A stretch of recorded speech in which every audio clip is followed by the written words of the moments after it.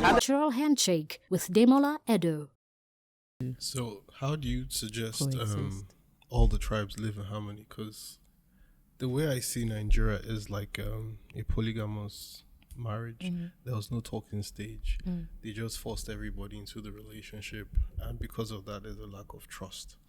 So, how do you build trust in this polygamous marriage called Nigeria? Earn it. How? Everybody has as it is now, everybody's right not to trust each tribe. So for example, during Buhari's presidency, flooded the civil service with Northerners. During Jonathan's presidency, flooded the civil service with Southeast. Tinubu's presidency has come, doing the same. So as somebody from another ethnic tribe, seeing what has happened in the past, which will set a precedence for how you react in the future, how do I trust this person? Do what you say you're going to do. I mean, the problem that we have in Nigeria is that, politics is either a family business or some sort of compensation. Ministers, I'm not coming for you. I'm just making a comment. If you're going to give a role in the government, I don't think it's because they should get it because this person helped me during election, or this person is my mother's sister's uncle's daughter's grandchild. No. If you sit down and you look at it strategically and you look for people that are able to get the job done, irrespective of whether they're Igbo, Yoruba, Hausa, if you have all the ethnic groups there and in experience on paper, Mr. A is qualified or is the most qualified, the job should go to Mr. A.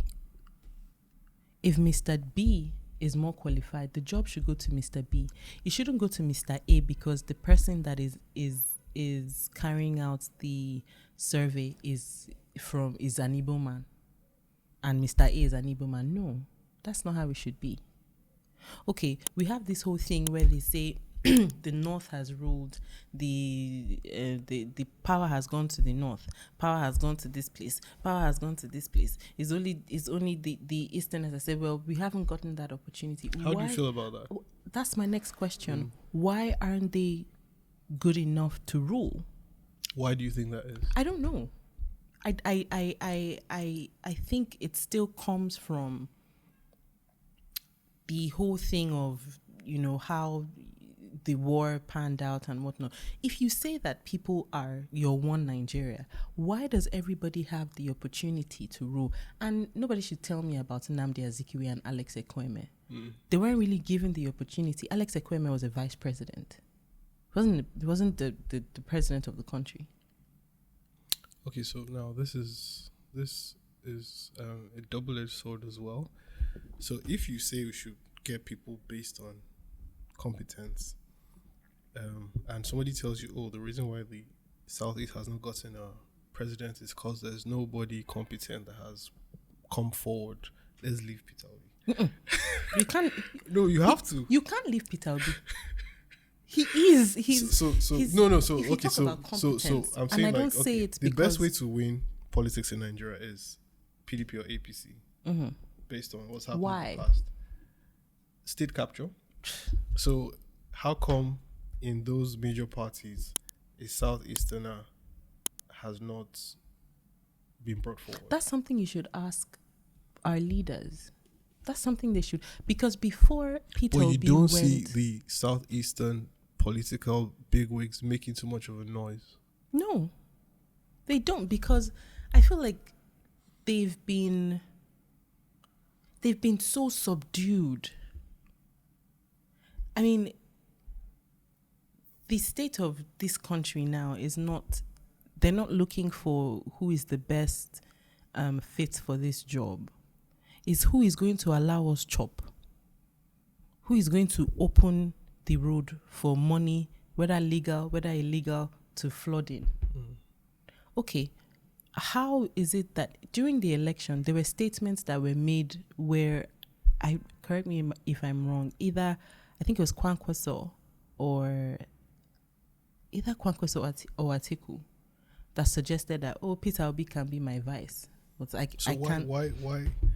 Which brings me to another question. Do you feel like a second-class citizen in Nigeria? I don't. Or do people view Igbos as second-class citizens in Nigeria? I think people want Igbo people to feel like second-class citizens, but they have worked so hard that they would not accept it.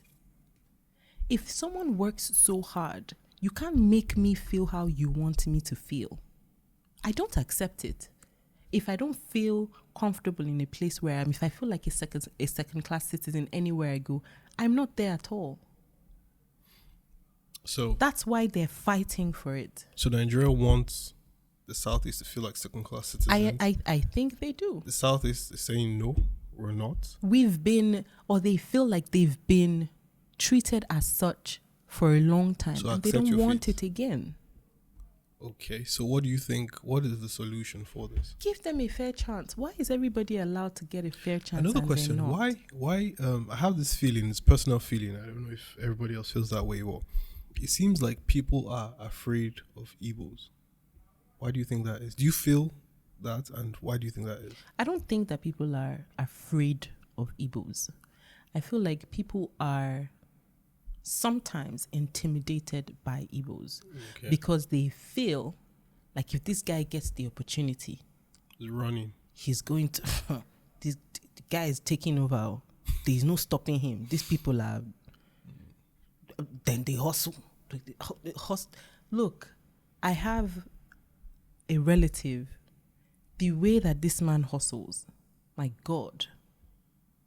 It's their commitment to their job, to their life goals is not to be played with. And it's now it's not a thing of just the men. Even now you see the women. I take myself as an example. I work a 9-to-5 job. I still manage to do my catfish rearing. I still manage to get my makeup done, my makeup job done when I can.